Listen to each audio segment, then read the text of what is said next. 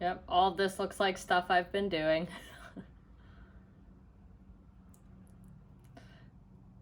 Yeah.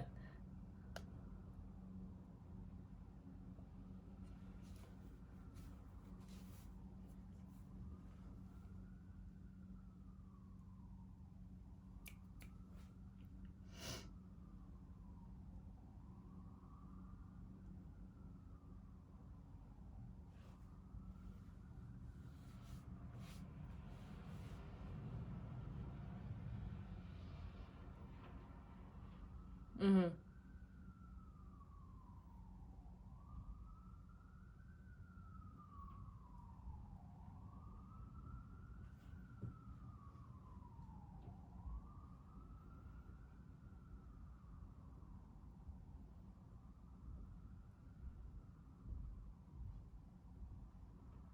The rapid tests.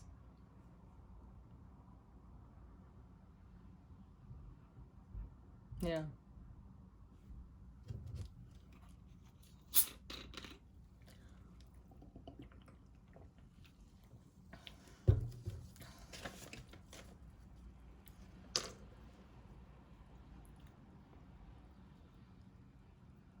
Well.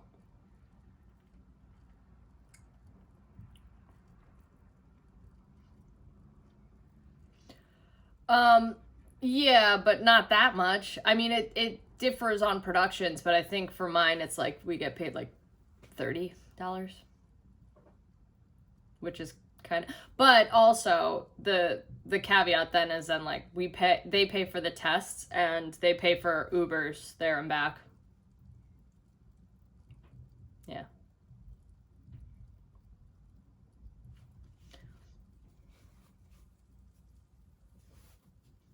Yeah. And I've heard different pay rates for different productions where it'll be like a quarter of a check or half a check. Um, for like a day rate, half a day rate or a quarter of a day rate.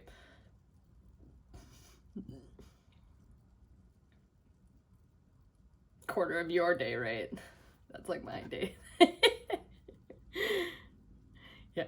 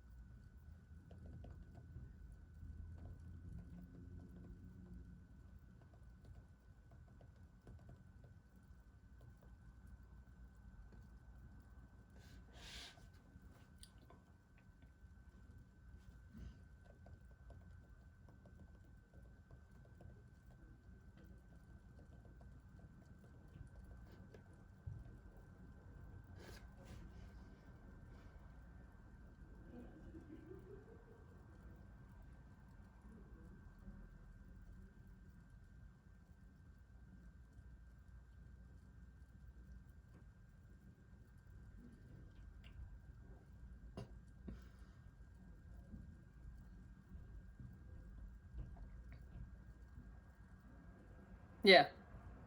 But we see the Zoom. Yeah, yeah, you're good.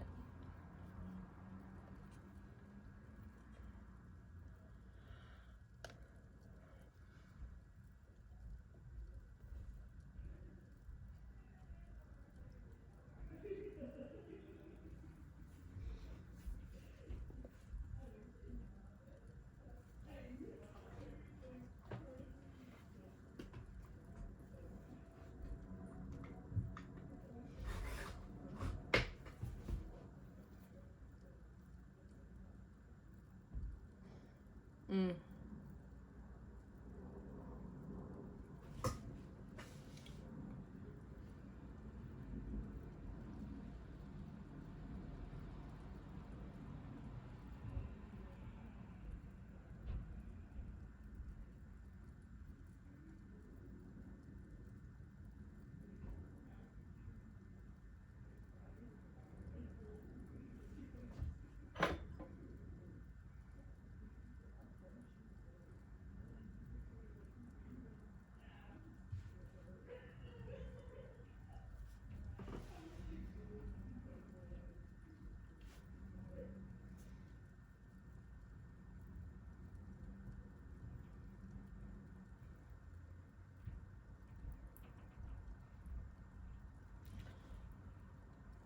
I just wanted to make a comment on that. Because those questionnaires are so easy to lie on.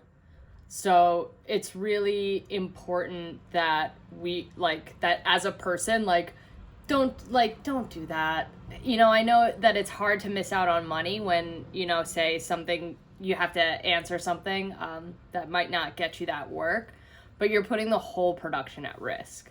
Like, that happened to me right before I started my current job. My roommate tested positive, and I had to, like, call my boss and be like, hey, like, I'm kind of exposed right now. And it was the first 2 weeks of the job that I had to miss. And I was like, they're going to fire me. They're going to find somebody that's better than me and replace me. And, like, that wasn't the case at all. I got paid for the 2 weeks that I had off, and I had a job guarantee. And, they were honestly they were so happy that I was honest about it. And then that just makes me even more reliable and trustworthy because I was honest about it. Good lesson there. And I'm thinking about, everybody on the production, and we have some older folks in the cast, and, like, I was like, what if I expose one of them and they die? That's not good. Then none of us have a job.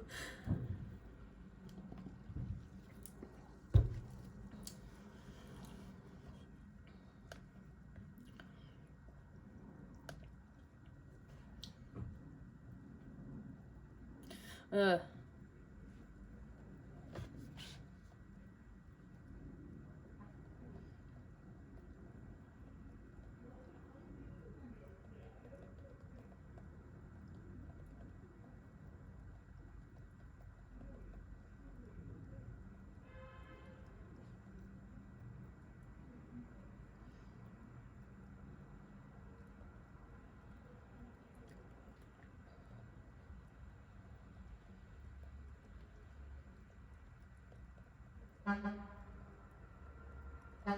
Inconsiderate.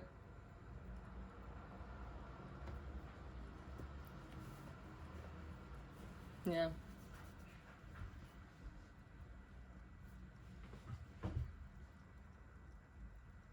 Yeah. Yeah. Yeah, and I got lucky that they paid me for the quarantine, which was, yeah, over the top.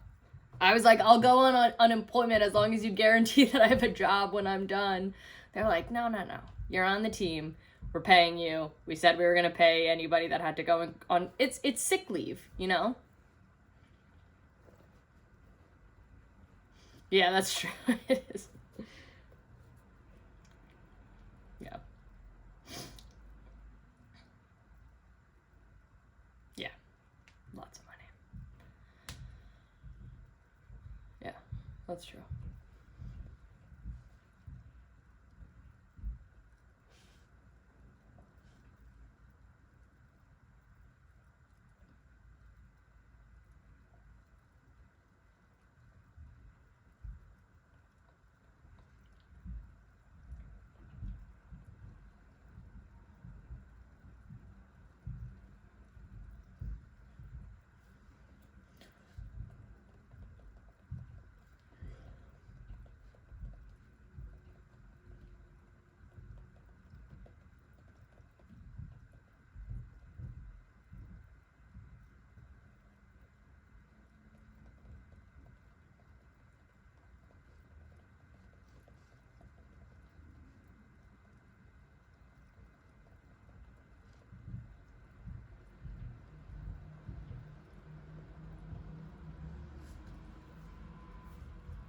Mm-hmm.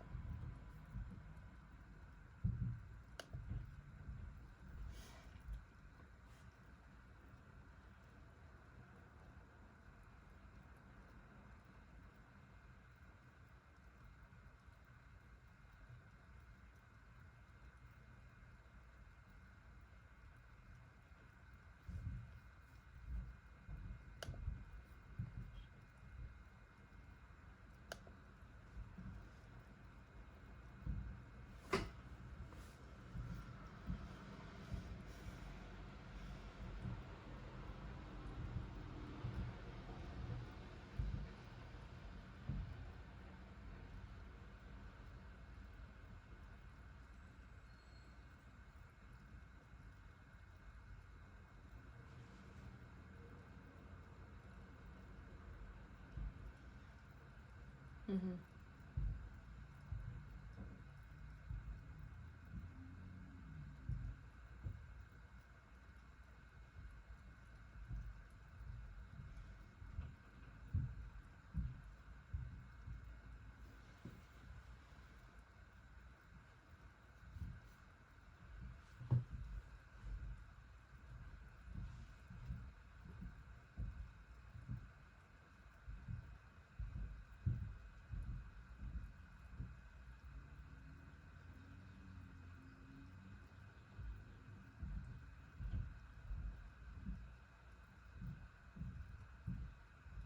Mm.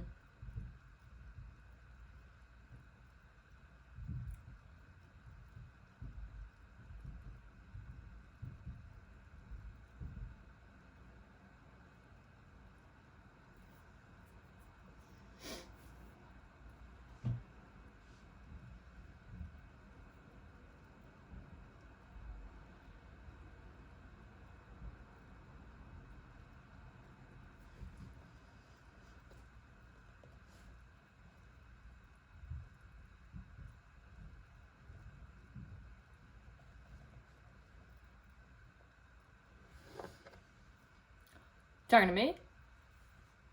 Um, yeah, it's man, that's rough. And we have to wear we wear face shields too. So it can be really difficult to hear people. But if it's something very important, like I will just like lift my face shield up a little bit. I'll never lift my mask up and I'll get a bit closer to the person. Just to relay that information. And honestly, a lot of stuff has been moved to just text messaging. Yeah. Like, not that I would stand in front of somebody and text them, but like, as the first team PA, I have to like relay to hair and makeup what the shots are going to be because they're not on radio, so they don't know. And, you know, in order for them to do touch ups. So we just have a group thread that has all of them on it, and I'll just text the group thread like what the shots are. If it's a bit more complicated, I'll go over to them and I'll like explain. But yeah.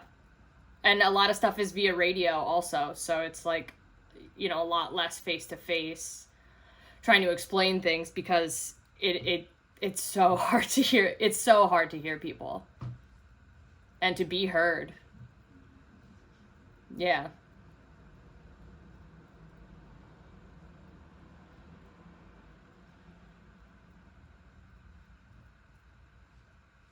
Yeah. For for us it's like if the set is smaller, they'll make everybody wear them all the time. And if it's a normal, you know, bigger set, we'll only have to wear them when talent is on the floor, or especially like when talent has their masks off and they're working. Everybody in the vicinity has to have the shields. But I work directly with the cast, so I basically always have to wear it.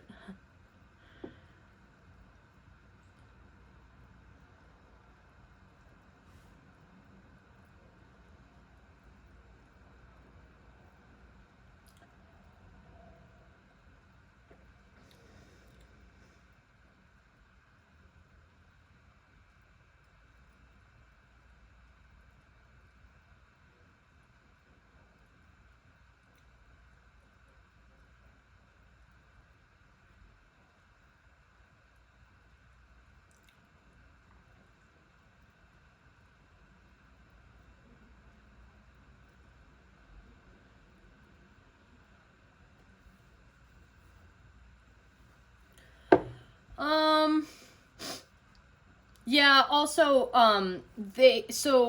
I learned how they measure contact tracing, which is, so I were to, say I were to test positive, and then the COVID compliance team will come to me and say, who have you talked to in the last 2 days that you were in their vicinity for more than 10 minutes talking to them?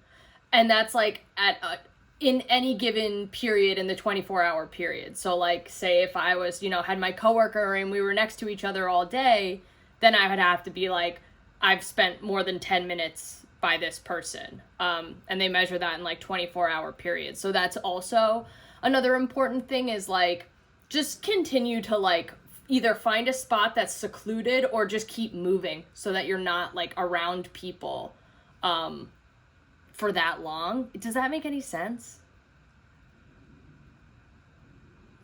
Yeah, yeah, they do. Yeah,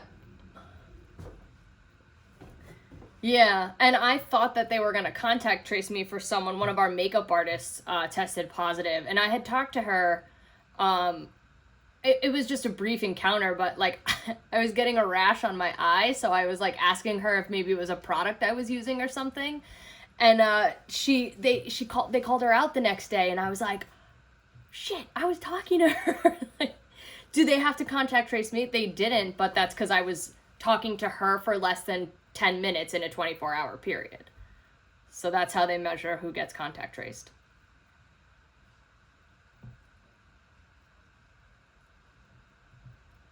Um, well, the thing about that was I couldn't tell them that I knew who it was because of HIPAA. That's another thing when it comes to this contact tracing, is like, I found out who it was because I'm close with the hair and makeup team, and they told me who it was, but in confidentiality. So when I'm talking to the COVID team and I'm like, how do you measure because in my head I'm like, I felt like they should have called me. But I was like, how do you measure? How do I know? Blah, blah, blah. And they're like, well, if you think that you have been, send us a list of everybody that you think that you've been in that. And I was like, oh gosh, I don't have time for that. Like, that was a big, but I guess they do it thoroughly, and if I still felt like a little weird, and I was like, I'm just gonna stay at home and not see anybody, because we had a break for a few days then, because we had to quarantine some actors.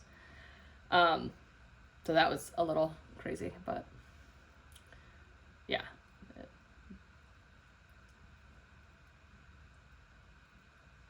Yep. Yep.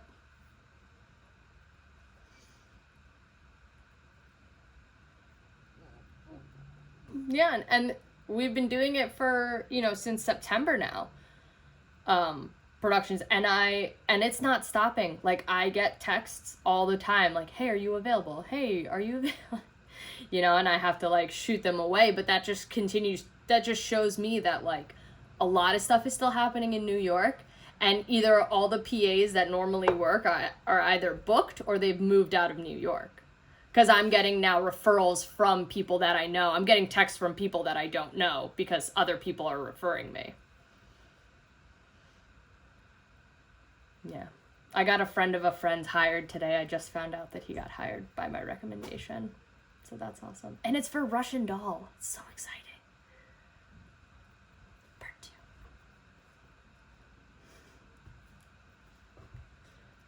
It's a TV show.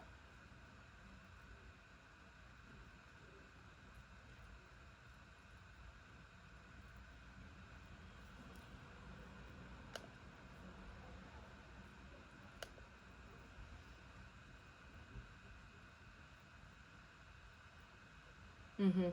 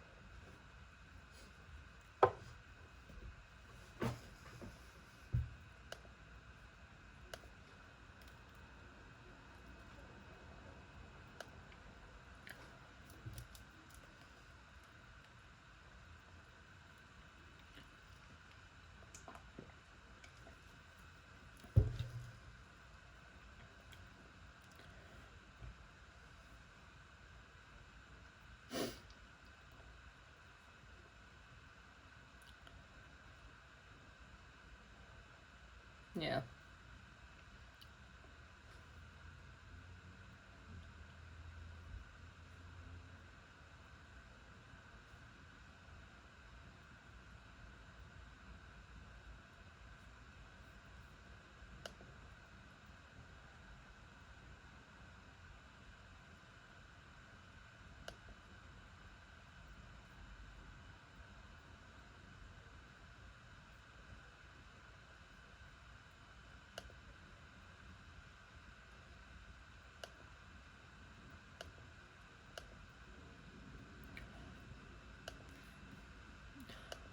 Yeah, I would agree with that. And I haven't been on any smaller shoots, but I did get an email about coming on as I worked on a play a few years ago. I was the backstage manager, and now they're making it into a TV show, and the he's everything. He wrote it, he directed it, he stars in it. He's just like the everything guy. He emailed me and he was like asking me if I was interested in holding a position, and I'm working on a show now, so obviously I had to email him and tell him that like I'm probably not going to be available, but I was also just curious of their COVID protocols, and it didn't seem like he already was thinking about that.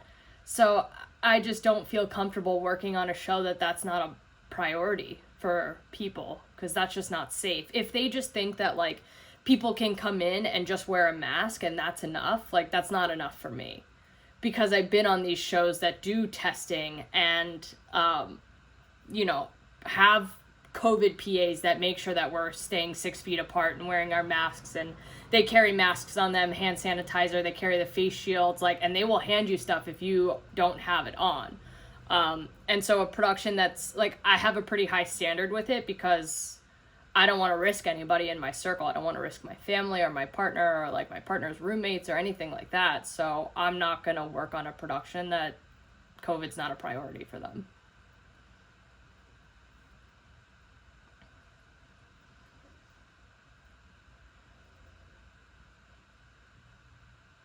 Yeah.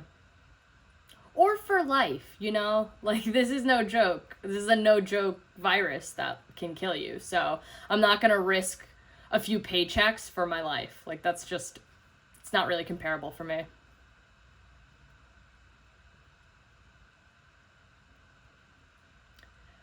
It just was the lack of information about it in the email.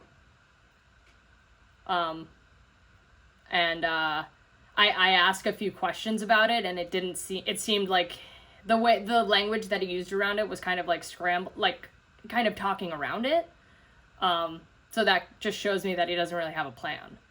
And then when we were talking, like, because I was asking, like, what type of tier is it? What budget do you guys have? Will you be able to pay me? Blah, blah, blah. And it didn't really seem like he had the budget for it either. It's a very low budget production. Um, and I'm not going to pay for COVID tests to then go work for, you know, just a smaller paycheck, if that even be.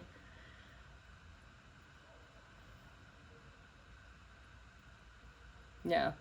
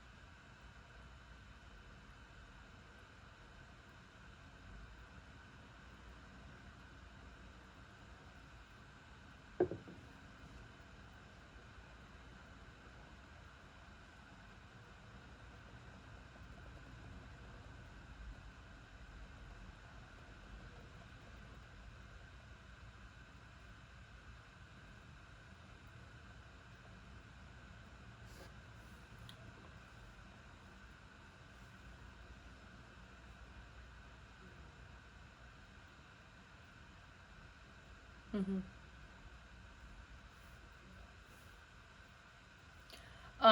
If there would be any reimbursement for a test, if you were to get like tested, if they would reimburse for that.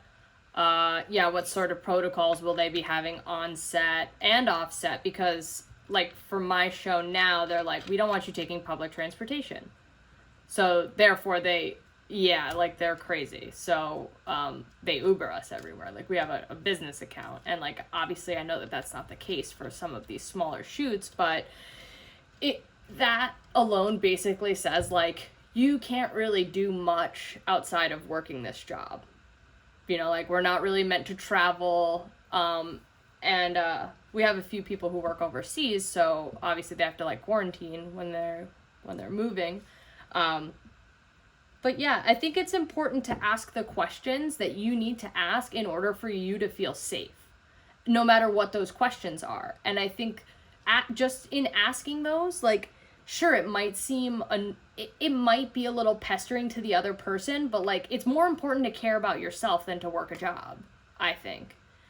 And I think you need to ask the questions to have a peace of mind, and also the person on the other end might have not have thought of something. So if you're being thorough with how you feel, the person on the other end could have been like, oh wow, I didn't even think of that, what a great idea, hey, so and so, we need to implement this. Oh, sorry, I'm getting a phone call. Yeah, so I think asking questions can actually help them on the other side as well.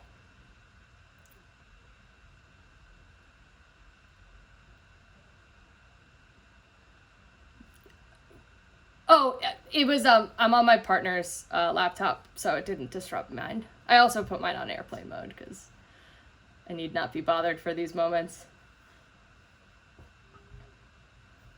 Yeah.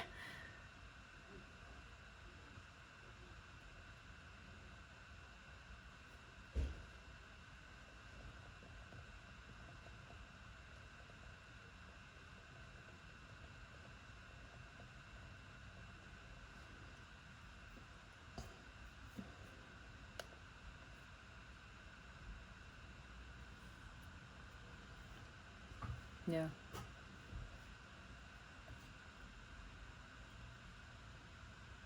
Mhm. Yeah.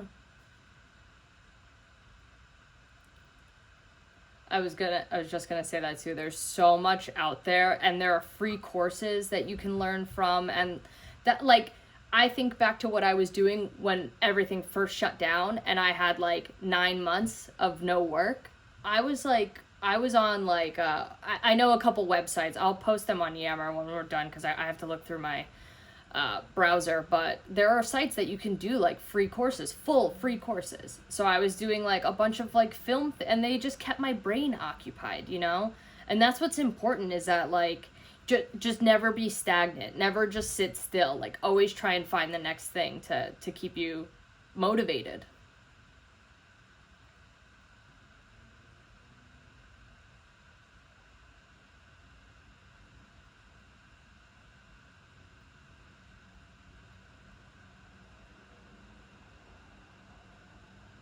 Yeah, it's not just one.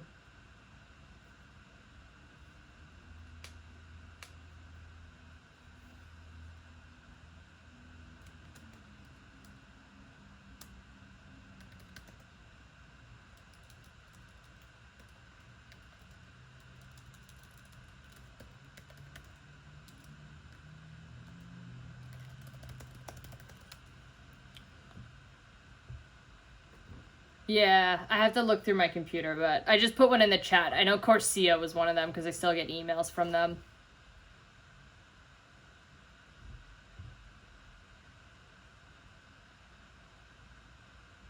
Yeah. And I'm in some of them, so.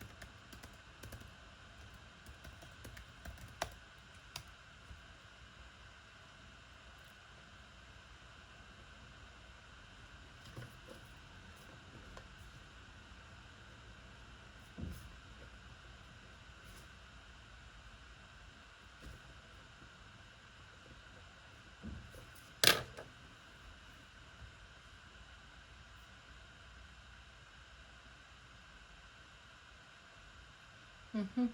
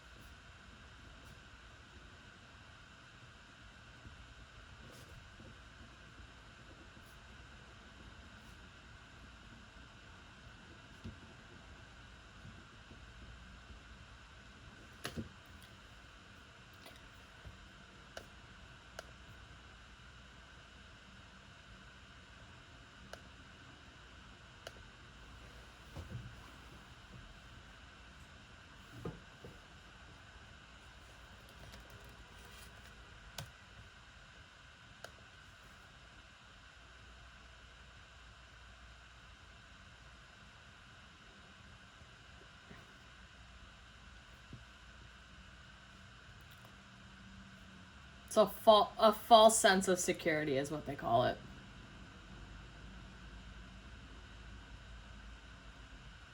Um, no, I mean each set is going to be different. I've been on three jobs since I've been back, and they've all had different protocols.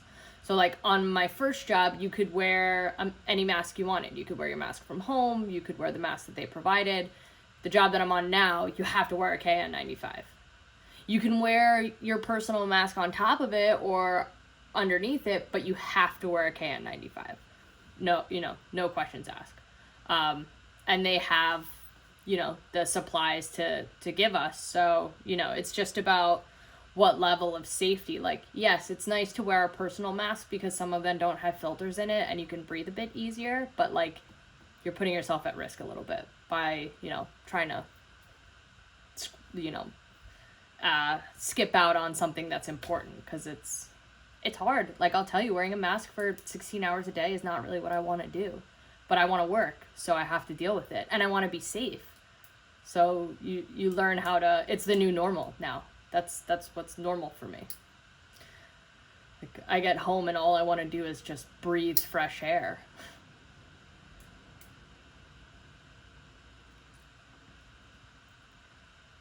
Yeah.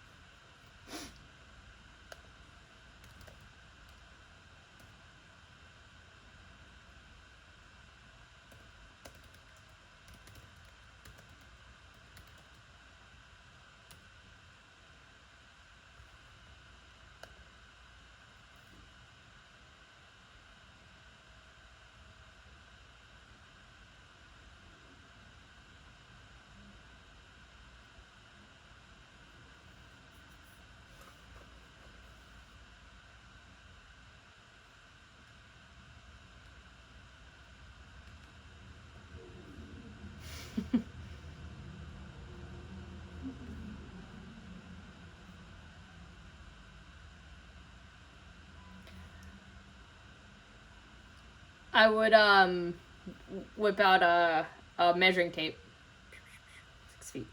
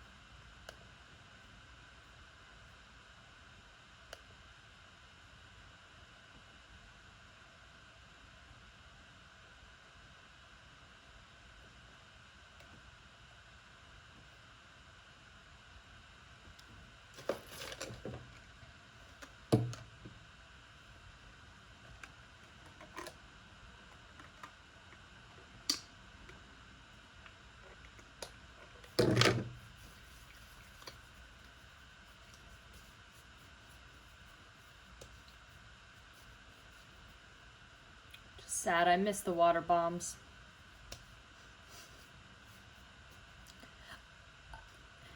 Oh yeah, I call it water bombs, and I used to just walk around set with like my arms full of water bottles and just give them to like camera people, grips that are on set, electricians, people who can't really step away from set, and it kind of made me really popular on sets. People loved me, so I get upset that I can't do that anymore.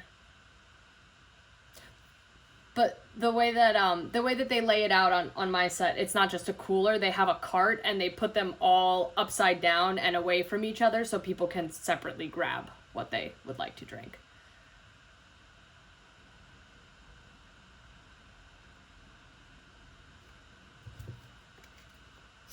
Yeah. We do canned water on my new set. Apparently it's better for the environment and recycling purposes. Canned water. Yeah.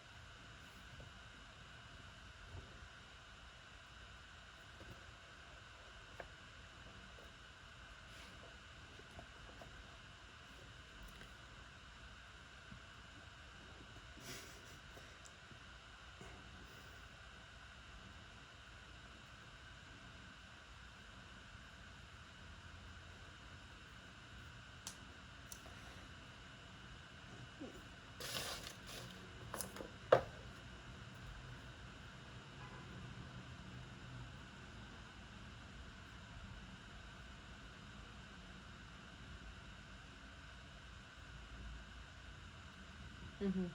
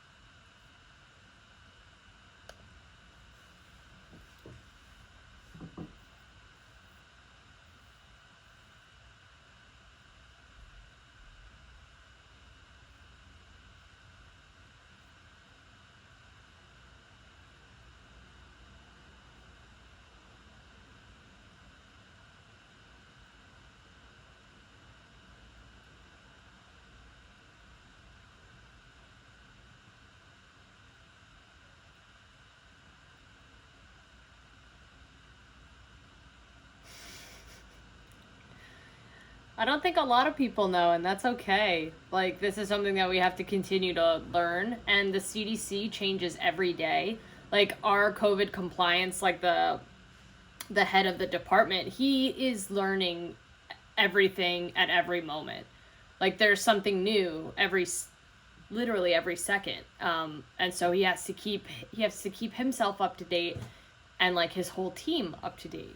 And you know, part of it is we can sit here and be like, oh well, somebody's gonna tell me if I'm doing something wrong, but it's our job also to like keep ourselves educated.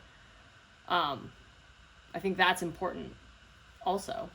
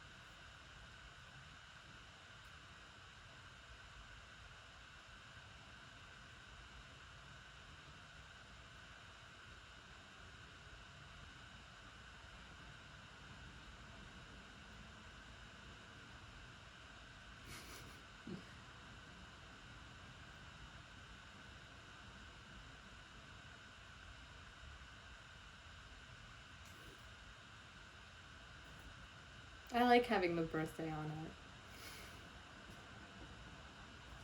it.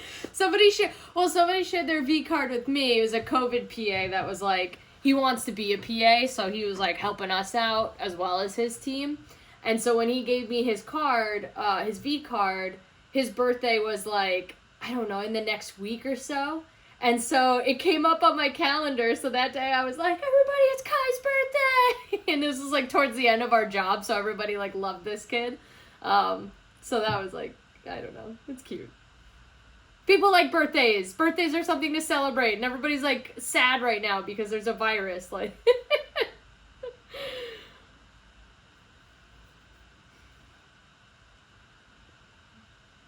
I don't tell people it's my birthday. I don't go to work on my birthday. Well, honestly, this past year, my birthday was on a Friday and we were going to work an overnight. And one of my bosses was like, you should try and... I okay you getting your birthday off. If you get the okays from all the other bosses, he's like, you should take your birthday off. It was a big birthday for me this year. And so he convinced me. He was like, listen... Over the past 9 months, I've been thinking about how it was as a PA for me, and I worked myself to the bone, and I never took a day off, and he's like, we need to give ourselves time off. It's like, take your birthday off. He like kind of peer pressured me into doing it, but I did it. It was great. It was nice.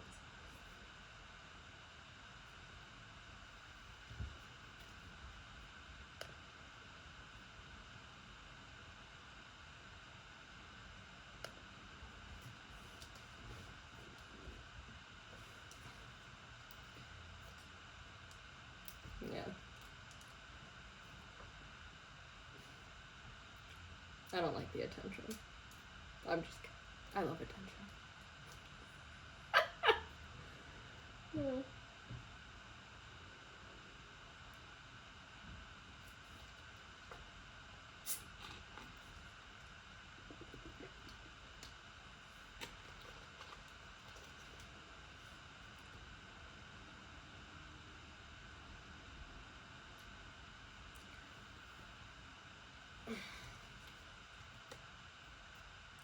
Oh, I gotta find the charger for this laptop. Just give me a moment here.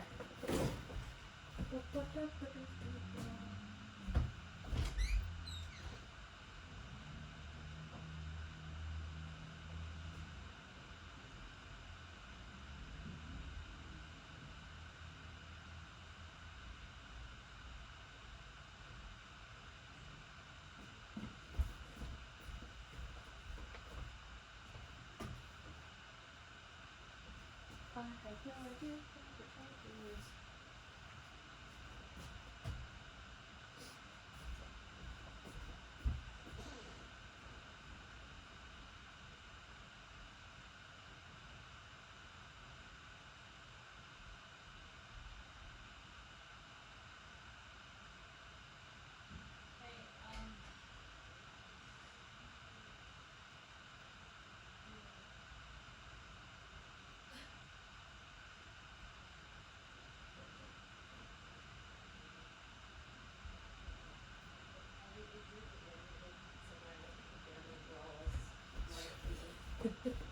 Yeah, 1 second. Yeah, right. It's like all day, every day. Where did it go?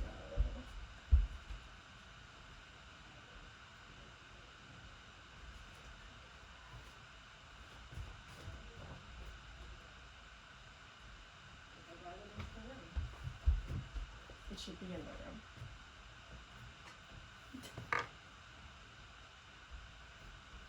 Because, like, I remember coiling it up and bringing it in here last night.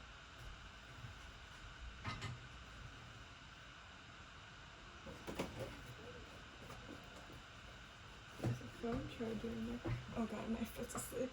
Oh god. Oh god. Oh no.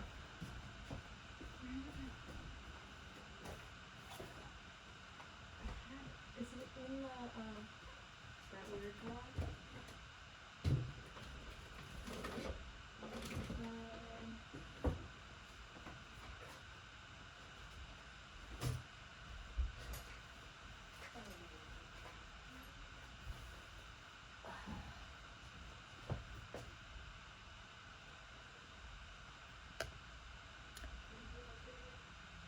I will say, we are on a wild goose chase for this charger, but you talking about this, I print mine out immediately. And I basically bought a printer just for this because we don't do paper call sheets anymore to save the environment. So as soon as I get the call sheet, I make a habit to print it out. And I do like the fancy, I print it on both sides. I make sure that it's legible. And I now have to print my pay stubs out too because it's all digital. And so I just keep it immediately. Once I found out that I had to keep the call sheets to hand in a book, I was working for 2 months already, and I was like, I didn't know this. And so I had to find those and print those all out too. But just keeping it current is like, one, it's fun because it's like a game and it's like putting stuff together. And two, when I put my book in, I'll have to do way less work than some of my friends who have to go back 4 years into their email to find this stuff. So I keep it current. It's a book. It's 3 binders worth. It's a 200 pages, more than 200 pages each binder because it's all of your call sheets, all of the pay stubs. You have to have like a table of contents too. It's insane. They have to make sure that you can do this sort of thing to work as an AD basically. They really put you to the test. Yeah. Yeah. Basically. It's 600 days. There is a minority, just call sheet days. And there is like a minority clause that you can do 300 days, but it's very hard to get jobs as like a commercial DGA, like as a second when you have 300 days because they want you to have a lot more experience. Like I have over 300 days now, but I wouldn't put my book in because I still haven't worked all of the set PA jobs, you know? Like, I'm sure I could go in and bust it and do a good job as a second, but they're not going to give me the shot if I haven't put in the days. That's kind of how it is, unfortunately. Nothing?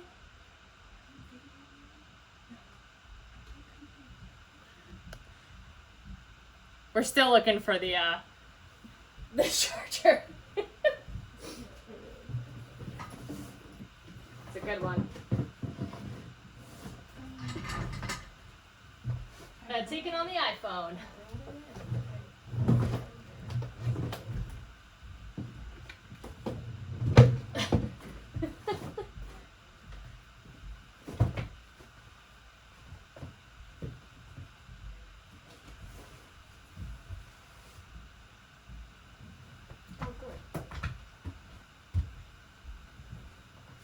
Here it is.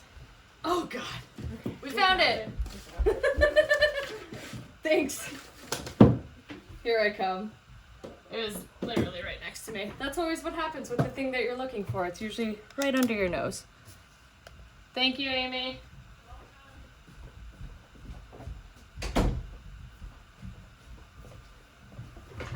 I wish I was home so I could show you my fat stack of pages.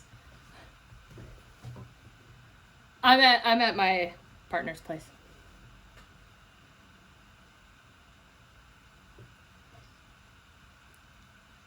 We are in the planning stages of moving to LA. It's scary. It's still so hard for me. I'm a New Yorker. I was born here. I was raised here. I've only lived on the right coast, the East Coast. And I'm scared. I'm scared to move out to the West Coast. I have to it feels like I have to start all over again. But like, that's just my brain tricking me because I already have a network. I have a network of people. I can call people and be like, hey, do you know anyone in LA? And I guarantee, like I'm putting it in my head now, it will take me like a month to find a job. So crazy.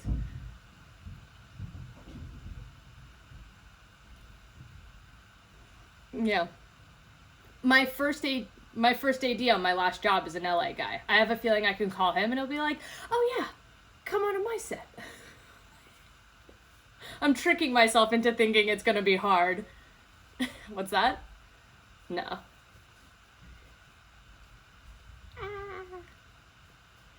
I don't know what it's like to not have a winter. It's gonna be so weird. I was like, what do I do with my coats? That's not winter. Oh God, yes. Sunny, beautiful greenery is cold. You should see there are no leaves on the trees here. It's scary and sad, and this is how I like cold to be. It's scary, sad New York. I just don't know any other way. I don't.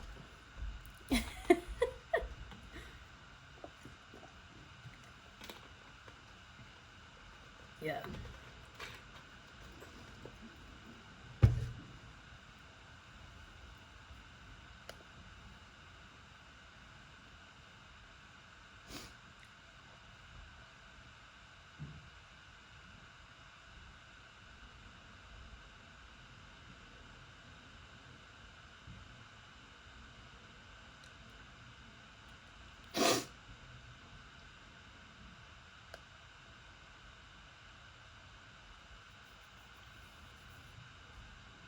I'm back. Yes, we're back. Yeah, we have a good time here.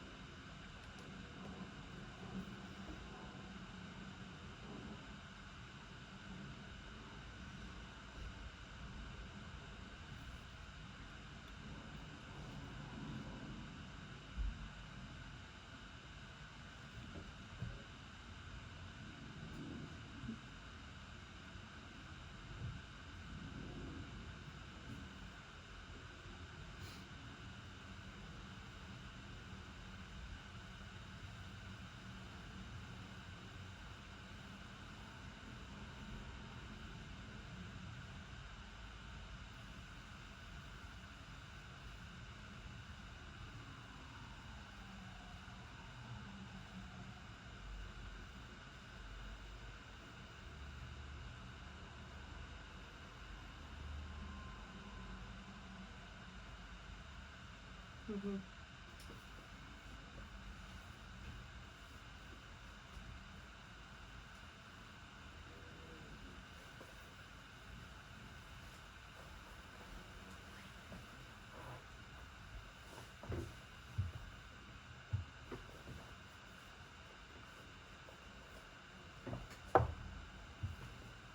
And then the next step from that, like I do want to direct, but I'm going the route through the assistant directors because I find like the directors that I've worked with who were ADs are the best directors I've worked with. You know? Yeah. And they know how to talk to yeah, the other directors that I've worked with that don't know how to be on set, it's kind of painful.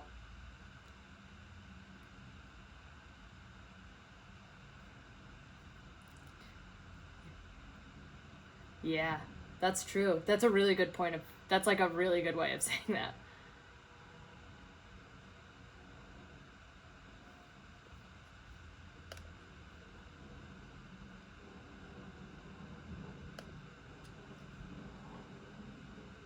Yeah.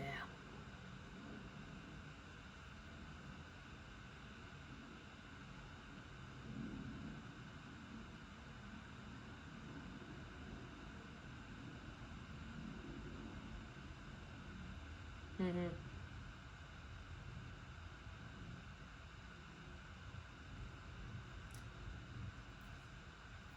And that comes with then they have a team of people that they bounce ideas off of each other, and then there are too many cooks in the kitchen, and they cannot come up with one solid idea.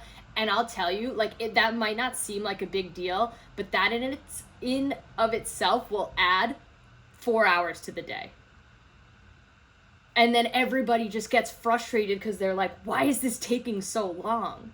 I've been on that's happened to me on this set, and it's frustrating.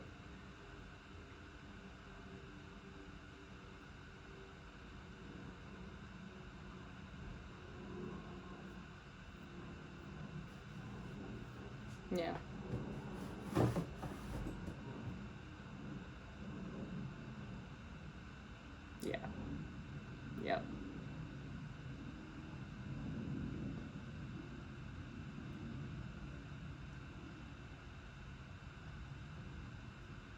Mm-hmm. Yeah.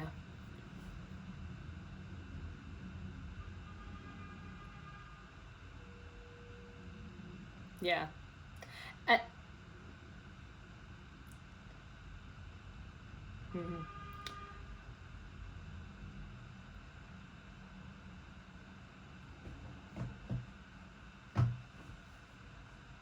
Yeah.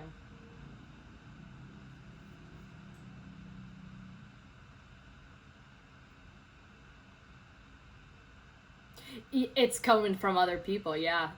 And the show that I'm on, like every episode, we have a different director, and this is season 3 of this show.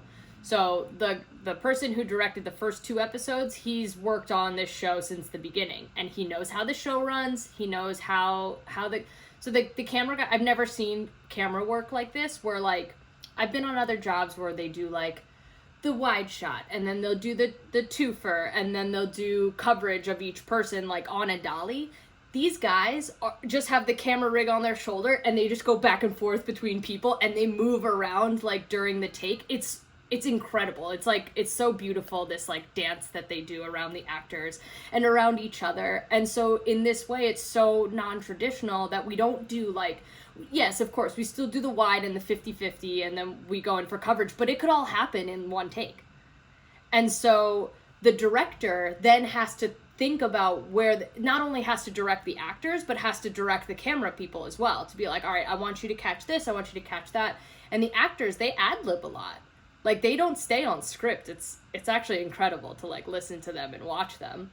Because this is just a level of profession that's like, I'm working with some really top dogs here. And so the director that has done the previous seasons, when he works, everything's so quick. Everything in 1 or 2 takes. He gets what he needs. He does a freebie take, which is just the actors get to do whatever they want, and that's where like a lot of the comedy comes in. And then I work with these newer directors who have just a different style, and they're used to very classical train, and they don't understand like the flow of it, and it takes so they'll do like 8 or 9 takes because they're not getting what they want, but they don't realize that they've already gotten what they need. And this guy can easily point out in a few takes, and we just finished an episode with a woman that would do like, I think we got up to like 15 takes on one thing, and it's, you hear going again and you're like, oh god, why? Like, I'm listening to them on the context and I'm watching the cue take and I'm like, they've gotten everything, but I can't say that. That's not my job, you know. I have to keep my mouth shut.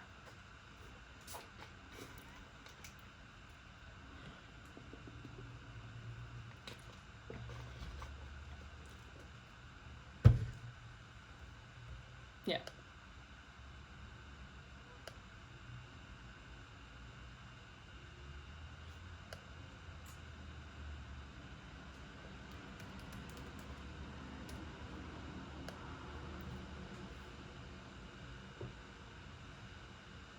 Yeah.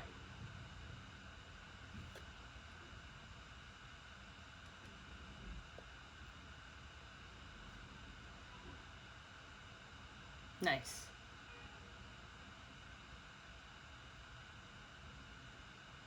Requiem for a Dream. No, was that him? Life of Pi? No, not Life of Pi. Pi. Just Pi. Black Swan. Yeah, I know his repertoire. It's good stuff. That movie was crazy.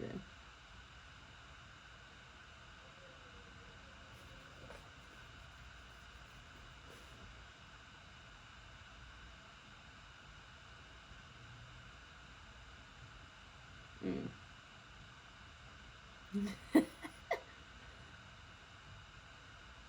Yeah.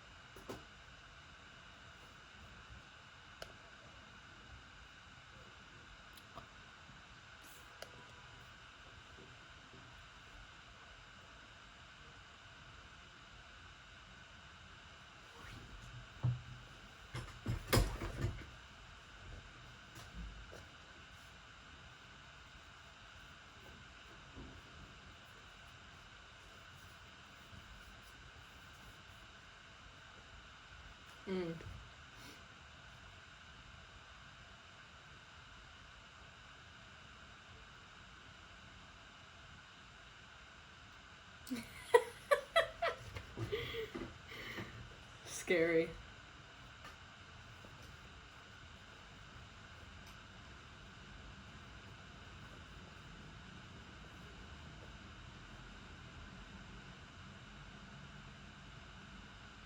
Yeah, and also that director that I was mentioning before that like knows the set really well and the show, when he's on set, it's so fun. It's so much fun. He's just a goofy dude. He has a lot of fun with it. And then you can tell the difference when a different director's on set. It's much more like nobody, you know. And like that was the same when I was working with Ryan on Pose with Ryan Murphy. Like when Ryan Murphy's on set, quiet. Nobody talk. Nobody look at him. Doors shut quietly. Like he's very strict.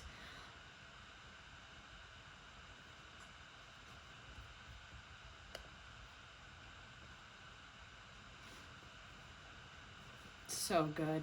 So much fun. Totally.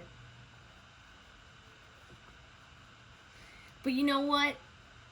I will take that overtime pay. Every time I work with a director that takes a long time, I'm just like, at least I'm getting overtime pay.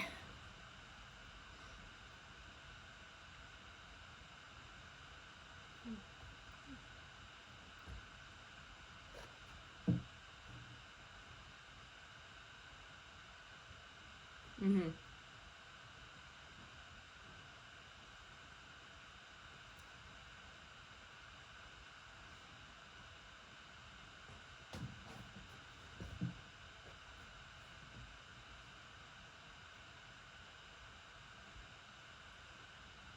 Yeah.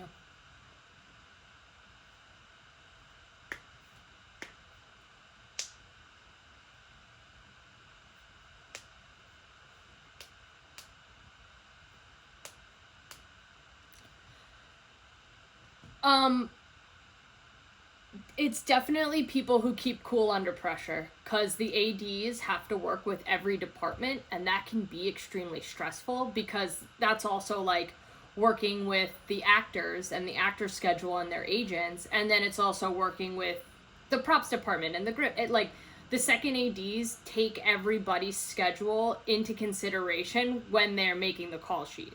And so they have to deal with a lot of phone calls, a lot of like stress coming in from other departments, and ADs that like keep cool and like never really stress anybody else out is like somebody that I'm looking towards as like, oh, they know how to keep their shit together.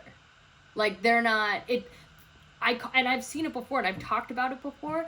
It's like called the trickle down effect, where they get yelled at by somebody and then they take it out on somebody else. And as a PA, I'm in the direct line of fire. I could get that heat taken out on me. Say I do something wrong, I make a mistake or something. And then I can just get that laser beam from above, you know?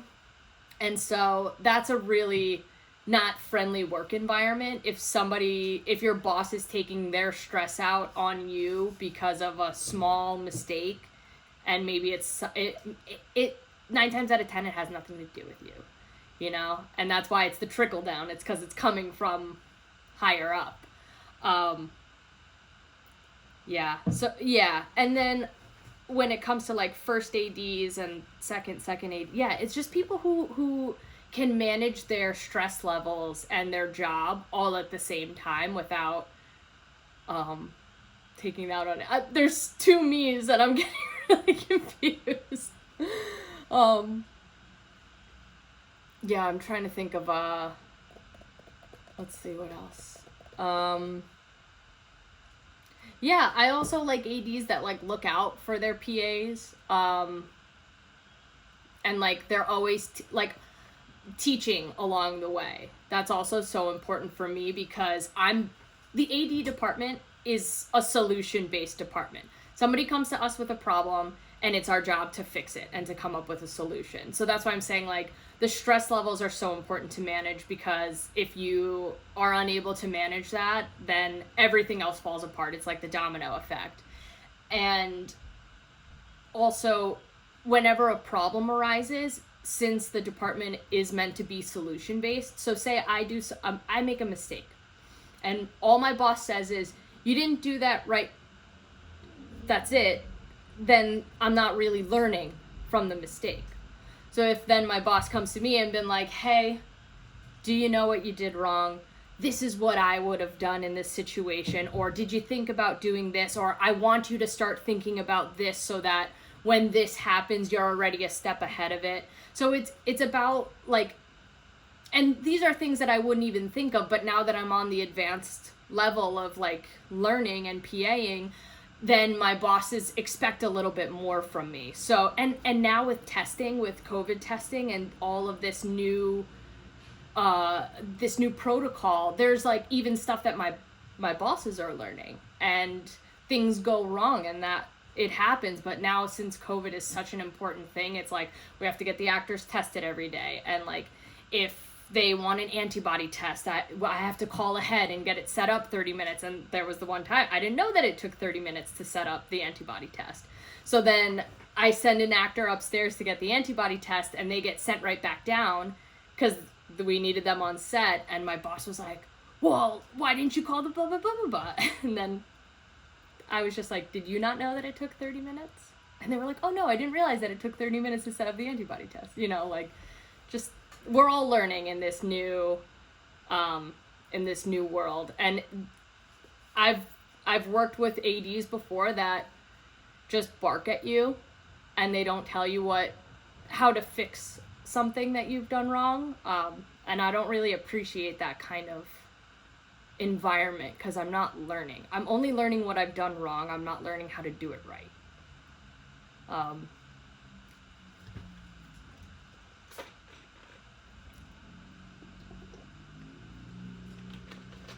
Yes, that's also so true.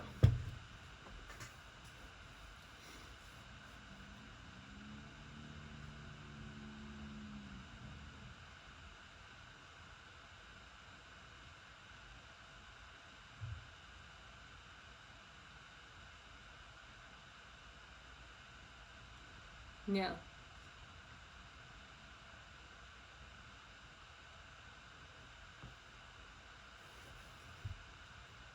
Yeah.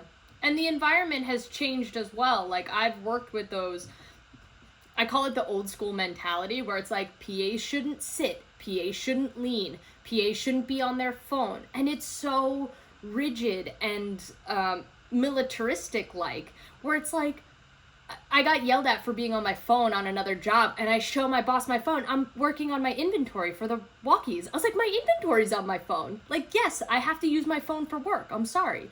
And like, now I'm in so many text threads. I'm texting people all day. And so there's no way that I'm going to have a boss yell at me for being on my phone when I'm using it for productivity. If I'm scrolling on Instagram and I blow a lot, like, I say blow a lock up, like I'm not doing my job, then sure, yell at me. But like, you know, when I'm updating threads about what shot we're doing and what scene we're moving to or rehearsing, like, you know, it's part of the job. And like, let me sit sometimes, you know, it's just cruel. It can be so cruel. And that's the old school mentality where I see that happening less and less, and it makes me feel like set is a more comfortable place for me to live in, because I don't want to feel, as a PA, I don't want to feel like I can't, like I don't belong, you know?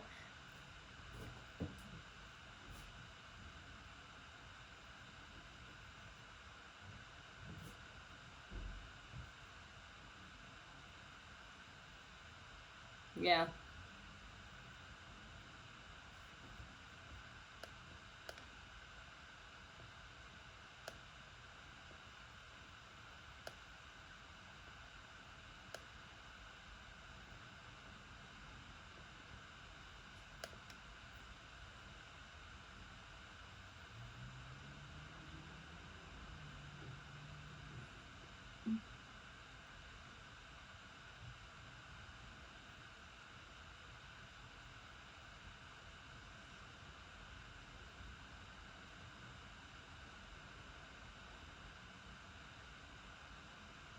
Yeah. Mhm. Yeah. Yeah. And And it's different, like, working in the TV world, because it's like, if you're hired with the crew, like, I'm on this job until May. So if I'm not getting, like, I have that whole situation where I'm not really getting along with one of my coworkers, and we have to figure out a way to make it work because we're stuck together for the next 4 months, you know? And that's the way it is sometimes. And so when you have these situations come up where, like, there's a little bit of a rift, like, you just have to be an adult and, like, admit when you're wrong, when you've done something wrong, you know, or something like that. That was a big lesson for me because my ego was up so high. I was like, I'm so good at my job, I can, like, everything that I do is gold.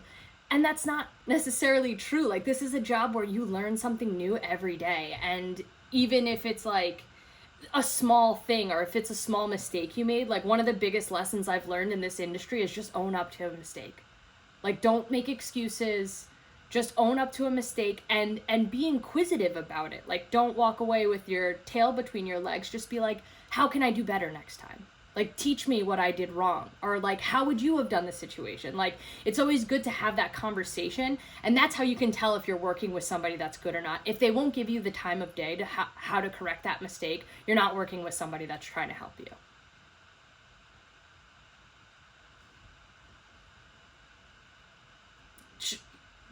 Yeah.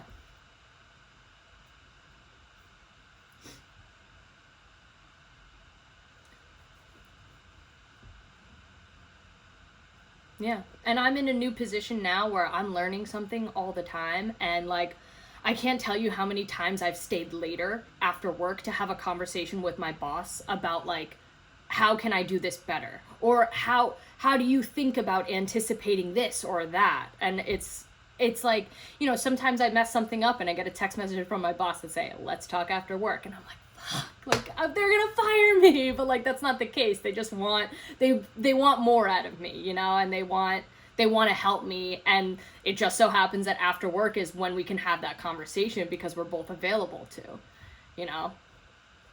And I'm like, I'm getting paid, right? I'm still on the clock. Yeah.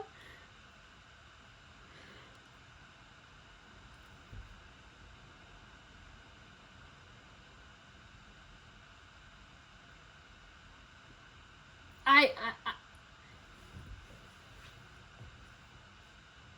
Yeah.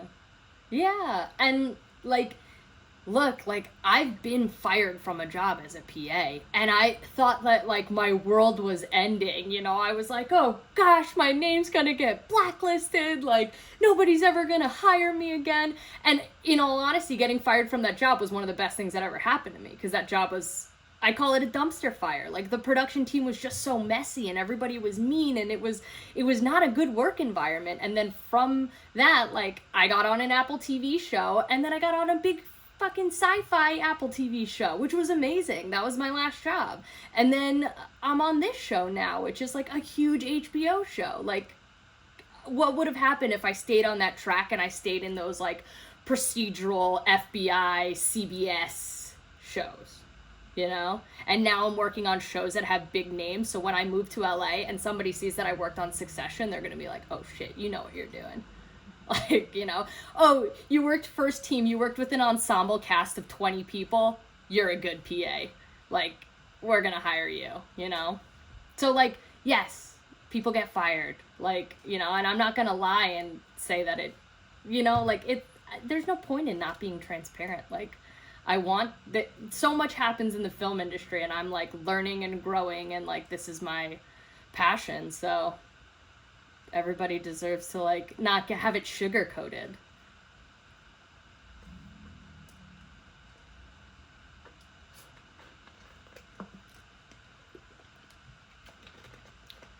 Um, yeah, I mean, Broad City, I worked on FBI, worked on Madam Secretary, Blacklist. I finally got on Blacklist, by the way. That's, like, the New York show that I was like, how have I not worked on this one yet? I worked on it was an Apple TV show called, I think they changed the name to Little Voice. I don't know if anybody watched that one. It was great. The show I just finished, I don't know what they're titling it. It was a Apple TV alien show. It's going to be great when it comes out. I think they're calling it Invasion, so look out for that. I'm on Succession season 3 now. I'm trying to think of what else is on my resume. I've worked a lot as like just day playing on a lot. I was day playing for a long time before I worked on Pose season 2, Mr. Robot. Yeah, see, you know my resume better than I do. Yeah. It is. Yeah, it's a good one.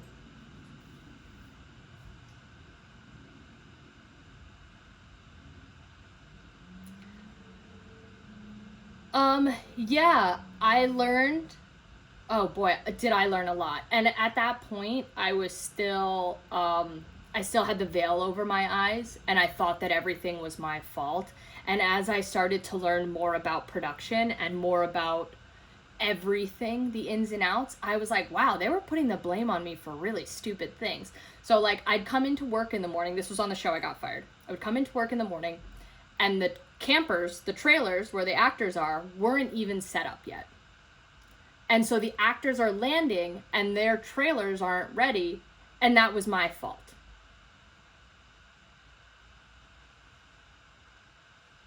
The second AD would be like, how come the campers weren't ready? And I'm like, because they just landed. Why don't you, like, and I didn't have it in my head to be like, I'm not in charge of the transportation department, or everything would be so far away from everything. And it was an ensemble cast also. So we had 5 people on every single day, plus, extra actors. And, it would take a long time for them to like come and then get brought over to set. And like, again, that was somehow my fault. And I am thinking like, oh, they're right. I didn't get the actors out fast enough. Like I didn't move them quick enough. And it's like, everything was rush and everything was my fault. And I was just the blame, like the scapegoat for a lot of things because I was the first team PA. So I'm the one that deals with I'm the one who's with the actors and getting them through hair and makeup. And, I can bring them to hair and makeup, but whatever happens inside of the hair and makeup trailer has nothing to do with me. So if they would take longer in there, it was somehow my fault. And it's because the hair and makeup would like blame me when they really took longer than they said that they were going to take longer. So like, oh yeah. They were the reason I got fired.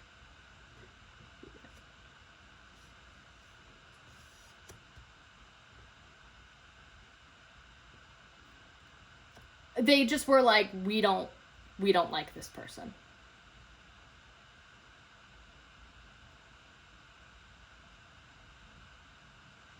And sometimes I have a very strong personality and I don't have a good job dealing with like the hierarchy of things, but like I know my place in the AD department, so I would never talk a certain way to somebody who's on a higher level than me. But like when it comes to other people on the set, like I don't understand the hierarchy between departments. So if something is like, I will talk to somebody the way that I talk to everybody, which is just like, sometimes I clash with people because I have just a very strong personality and I'm not very like, I have a hard time being like subdued. So,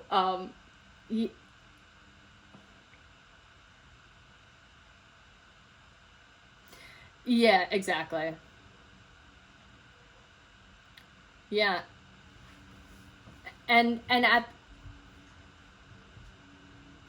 that job also, the second AD, who's the one who is in charge of the scheduling and scheduling the actors and determining how long they need in hair and makeup and all that scheduling type of stuff, that was his first job as a second AD. He had just moved up from a second, and he was not good at managing his stress level. So he would yell at me over the radio so that everybody on Channel 1 could hear it. And I would go over to him and be like, dude, like, you're supposed to be on my side. Like, you're supposed to help me out. And he'd come and he'd hug me and he's like, oh my God, I'm so sorry. You're doing a good job. And I'm like, say it on the radio because everybody thinks that I'm an asshole now. So, yeah, it was just a mix of not good things. The production was a real big mess. It was the first season of a show. It was a spin-off show from another show.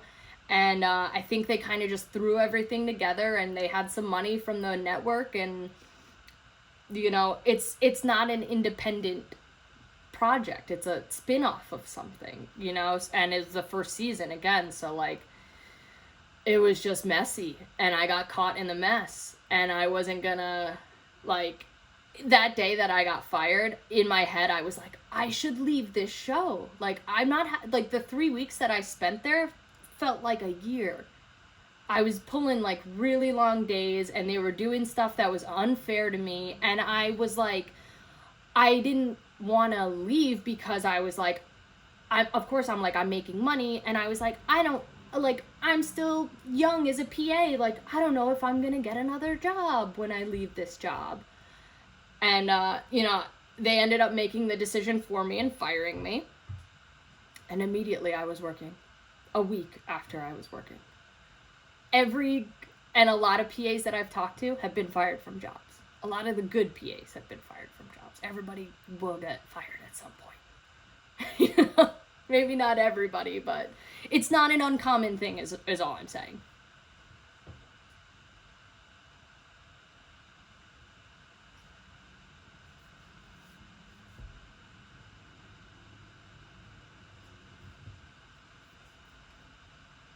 Yeah.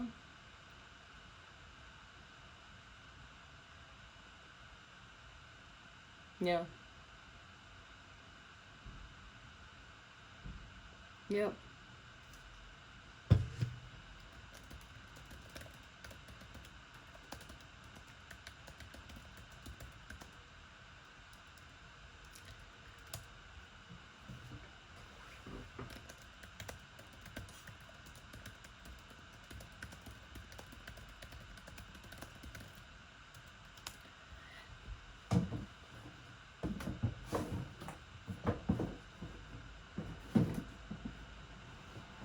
Yeah. And that was honestly the... Yeah.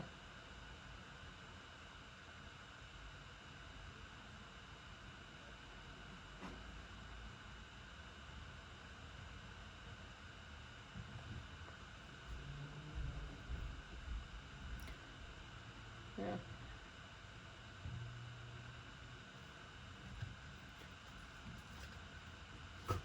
Yeah.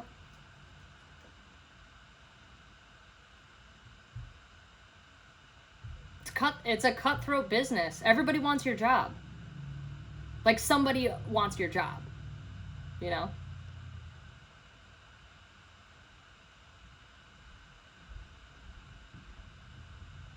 But hey, when I got fired, that's how I got out of daytime TV.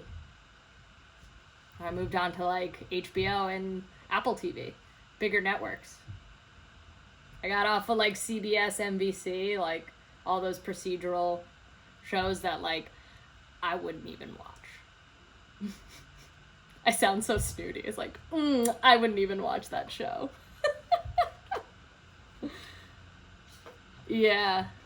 And you know, also when I got fired from that job, I knew that it wasn't me, it was other people, because one of the actors texted me and was like, I'm so sorry to hear what happened. You're such a great person. You're so awesome. I hope I get to work with you. And this is like an actor that's been in a lot of stuff. Like, it wasn't, you know. So I was like, yes, thank you. He did not have to do that.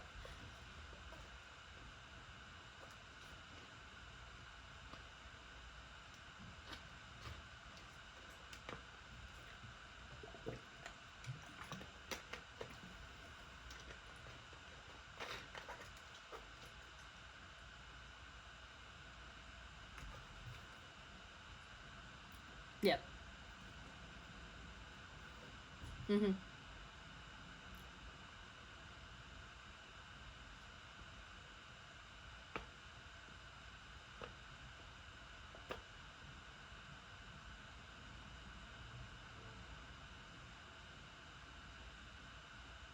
Yeah. And I'll tell you, like, so now I'm the first team PA, which is one of the staff, like, set PAs. And when I was on Mr. Robot and I was an additional, I was working with first team, but I was like their third helper, you know? So I was the person that was getting everybody's breakfast orders, getting everybody's coffee orders. Like, and because I was doing that as an additional, and I was happy to do it every single time, that then like my friend was the first teamer and she was like, I want to bring you on as the third.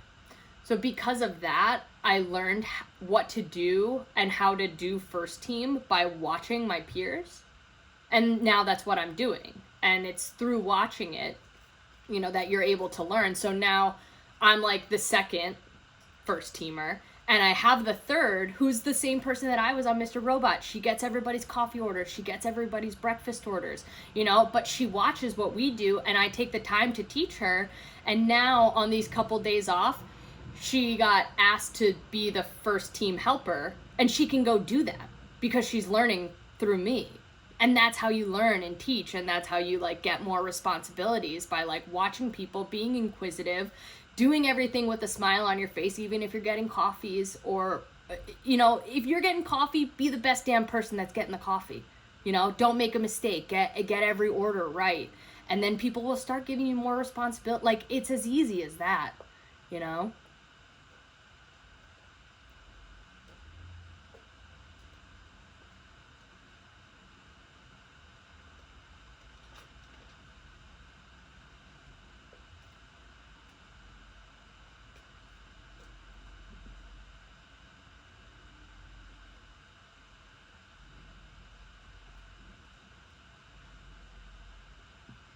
Mm-hmm.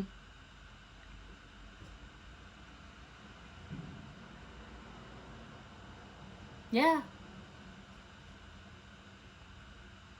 Yeah. And that's how, could be with me. Yeah. And that's how it is in this kind of like, you know, and unfortunately I'm like leaving this New York PA world for a little, but like when I come back and I'm already a second, like some of my friends might be seconds or firsts, and I can come back and be like, let me work for you. Like, it's been a couple years, but like, you know, my goal is to be bi-coastal, so I'm not losing my New York contacts. I'm going to stay in touch with everybody. And like, who knows, maybe I fly out for a job, stay with my mom for 6 months, you know, like just live in Jersey, work in New York. Like, it's just so important to keep touch. Like, that's also another like really, even if you're just saying hi, how are you, what are you working on, like, you know, hey, remember that time that we did the that was my conversation with somebody.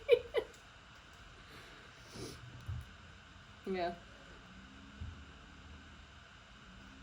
That's why it's important to stay on touch on social media too. Social media is a blessing now, because you can like just like somebody's picture and start a conversation out of there. Hey, I saw you went to blah blah blah with your girlfriend, or hey, I saw you got a puppy. Like, you know, so important, social media. I hate it, but I love it.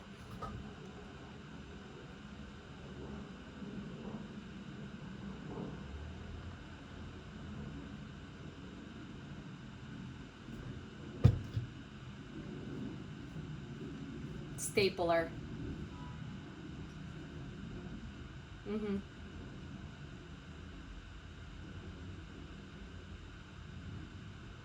Yeah.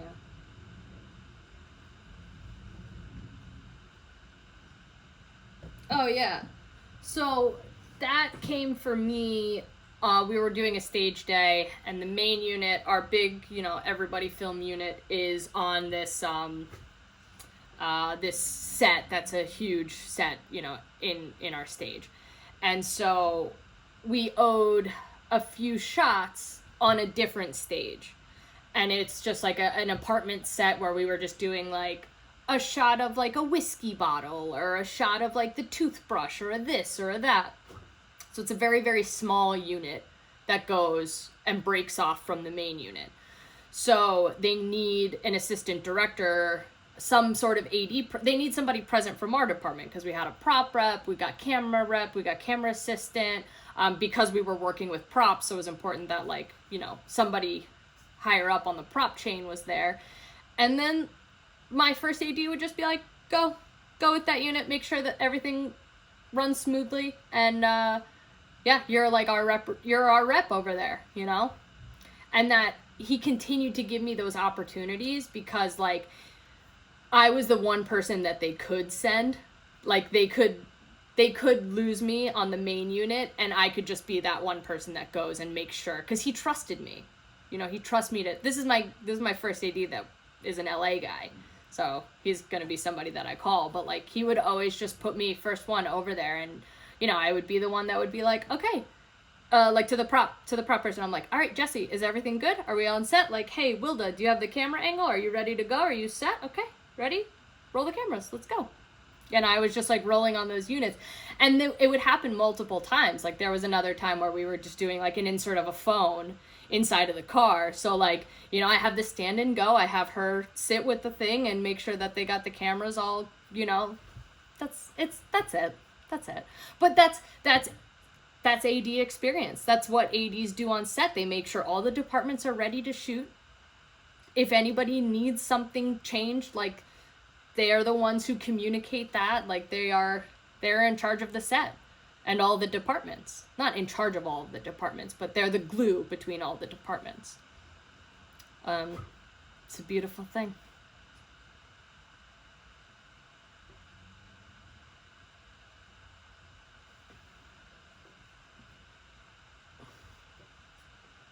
Yep. Yeah. And where I am now, working with the actors as the first team PA, I'm really close with the second AD, because the second AD, like I said, is the one that makes the schedule, the one that creates the actor pickup time and how long they need in hair and makeup. And because I'm right there with the actors going through hair and makeup, I know how long each one takes. So if we're starting at 7 a.m., I know that the actor has to come in at 5, because she takes 30 minutes here and 40 minutes there, and we want her ready, and she's got to change. And that's like all the stuff that a second AD does and has to think about. And as a PA, I'm not the one who's calling those shots, but I'm watching them be called. And I'm the one who will, like, I'm the one who times, you know, like, if we have a new character that's coming in and going through hair and makeup, like, I time how long they take in hair, I time how long they take in makeup, and then at the end of the day, my boss would be like, how long did they take? So that we can set the same schedule tomorrow, or if they need a bit longer or anything, you know, something like that. So it's like, it's just like little things that you wouldn't even think to pay attention to, that then I'm like, oh, that's how you do it. Like, that's how it gets done. And it's about paying attention to those things, because I could sit there and not care and just let the world go by and do my job just fine, I'm sure. But that's not how I am. That's not how I approach things. And because of that, like, I'm going to be very successful.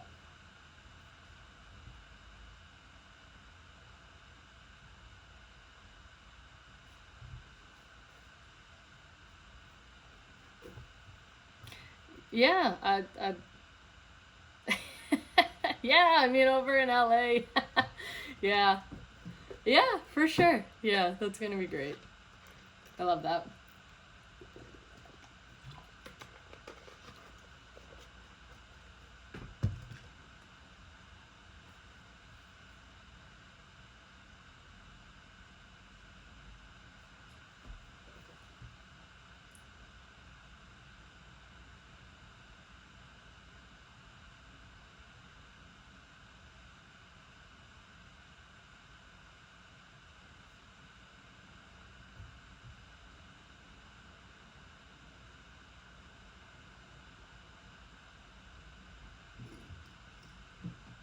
Yeah.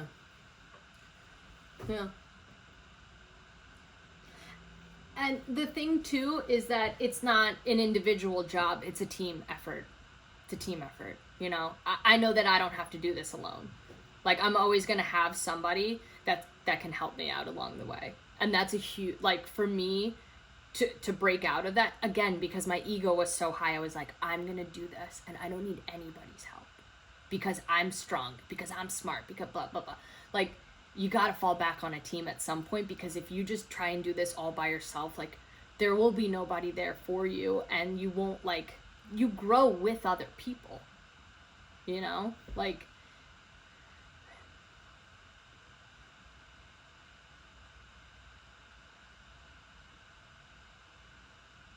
oh my god, yeah. Yeah, so I think, yeah, it was 2014, and I was bartending, and I got an opportunity through one of my bar guests. He was the best boy electric, so he's like the second in command in the electric team. And I was talking about how I wanted to get on shoots and blah blah blah. And this was like before I was even in Friends in Film. Like I joined Friends in Film at the end of 2017. So he gets me on a day, which is like, this guy is going out on a whim because he's not even in the AD department. He just must have been friends with the second. Like, these are things that I didn't even know about at that point. Like, I had no clue. So they get me on as a PA, and I had no idea what I was doing. Like, they were like, all right, just make sure nobody comes through this door. So I grabbed a chair, and I sat down in front of the door, and I made sure nobody went through the door. And they're on the walkie, and they're calling rolls and cuts. Mind you, this is like on the stage too. So like to have an additional on the stage is like, that rarely happens. It's usually just core staff. So they're calling rolls and cuts. So, you know, like the director will call rolling, or the first AD will call rolling. They'll call it through the walkie, and then all the PAs go rolling, because not everybody's on that channel and knows that they're filming. So the PA's calling it out lets the whole crew know. I had no idea. So I'm sitting there in my chair on my phone, just scrolling around, reading up on my news and all this stuff. And then I was like, oh, I did such a good job. Like, of course they're going to call me back. Like, in the bag. No. No.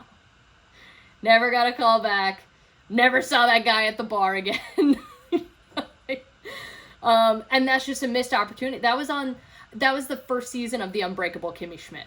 Imagine if I had done a good job and had known what I was doing, and then I stayed on that. They were like, oh my God, this person's amazing. Yes, let's bring him on. And I could have, if I had done a good job then, right now, that would be 6 years after, I'd be a second AD right now. But I wasn't ready, you know, it wasn't my time. I was like 23 or 20. Yeah, I was like 23. So like and not to say that young people can't do this, but like my ego just got in the way, and I was like thinking that everything was just going to be handed to me without doing any work, and that's just not the truth at all. And I learned that the hard way by losing 3 years. But in that, I got a little taste of it, and then I started doing freebie shoots, and then I'm working at restaurants and trying to get on a couple little things here and there, and then I find Friends in Film, and in a month I have a full-time job working in an office as a prop PA, because I started to learn how much more involved, and that just goes literally right into what I was saying before about the details and learning the little things, and it comes slowly. As a PA at first, you get coffee, you get people's lunch.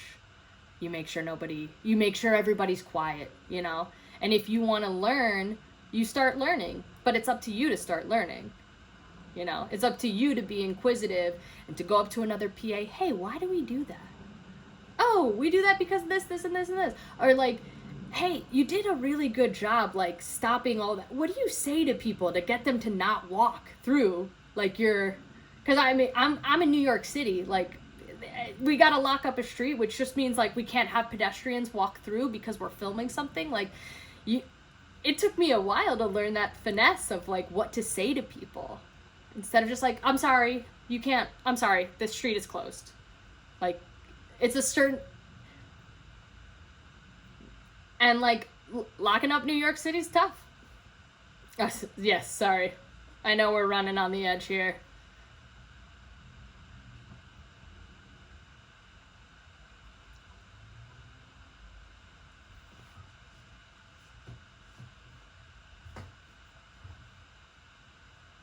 I'm free tomorrow. I got one more day off.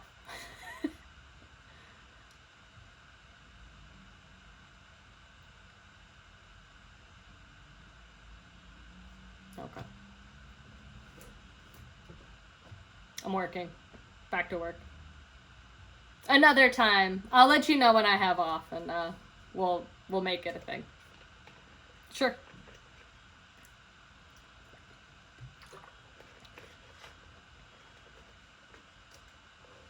Mm-hmm.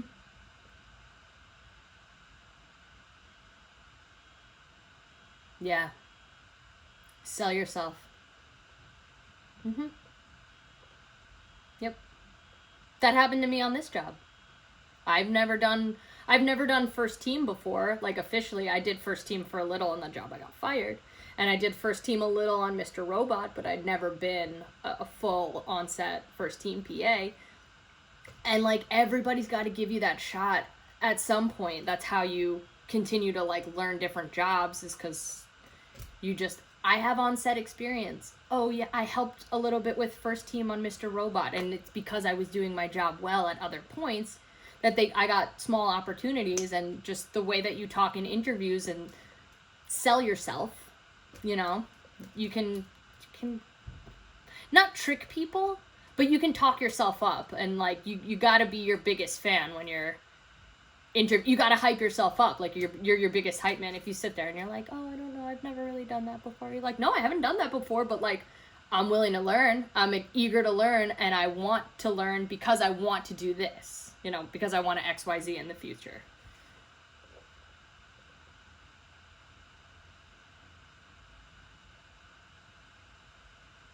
Yeah.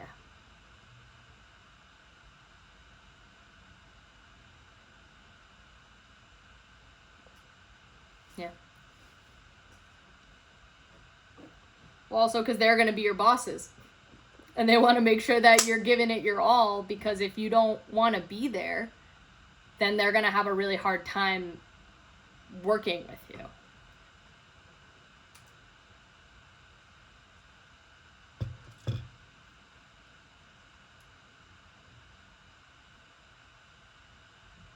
Eager.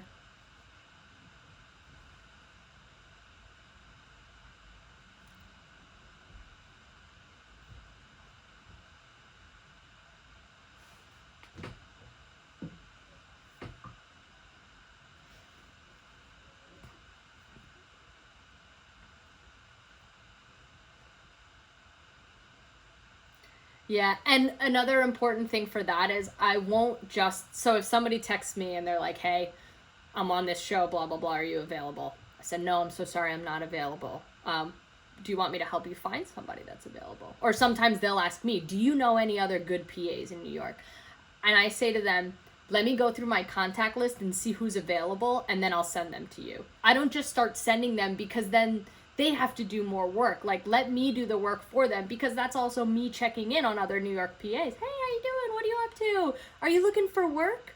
Boom, boom. Like, and then that keeps me in other people's contact. Like, oh, okay, Rooney's still in New York. Rooney's working on something. Like, it's just continuing the network. Like, you're never breaking ties with anybody. You're always just keeping contact.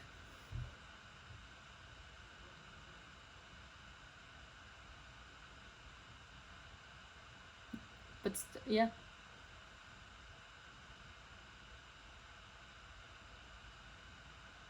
Yeah. It's so good.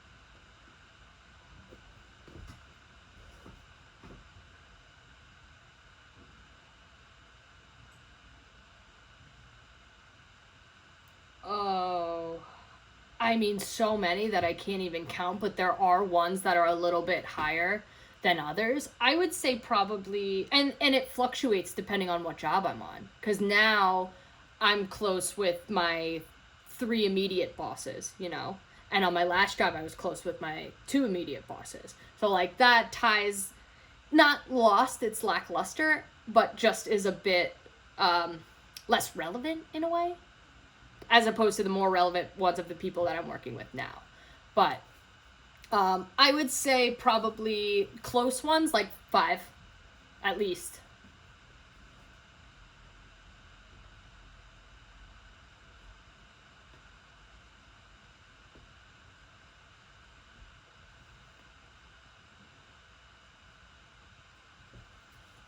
Yeah.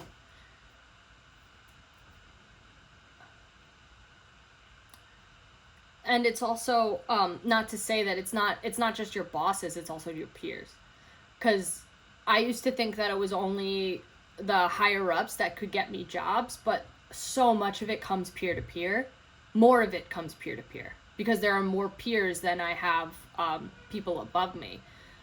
And going from that, how many mentors I have of like PAs that have a bit more experience than I do, I can't even count.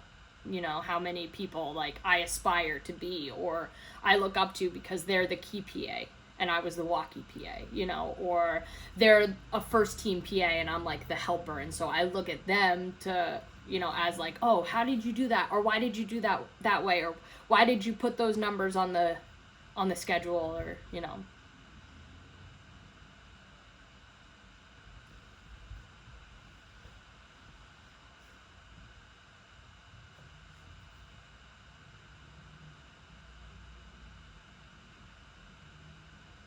Hmm.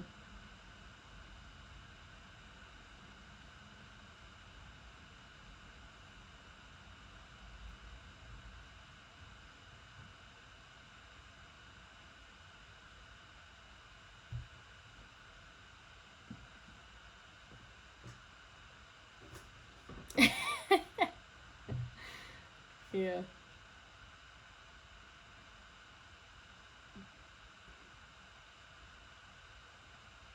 Yeah. Hmm.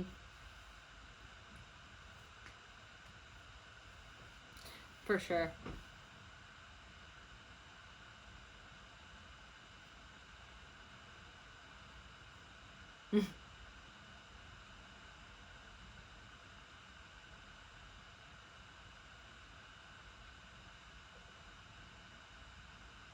Yeah. Yep. I didn't even. I remember when we did this a few months ago, and I didn't even think about doing that. So it's always like, and yeah, and honestly, that's why like staying in Friends and Film is like so important for me because I still learn from here, you know. And you switch the modules all the time, and there are new people that come in all the time, and like you can learn from anybody if you're open to learning, you know. And that's I had to crack the nut, you know, until I realized that. And now that I have and I remain teachable, it's been like the best thing that has happened to me. And it all came from me. It all started from me, you know.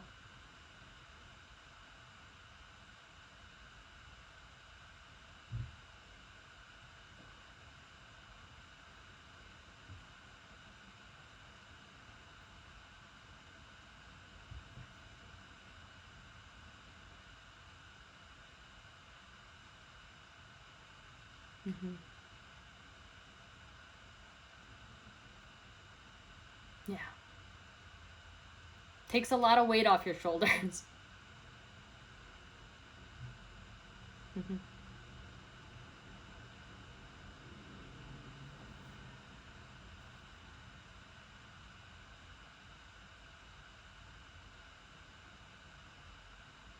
Absolutely.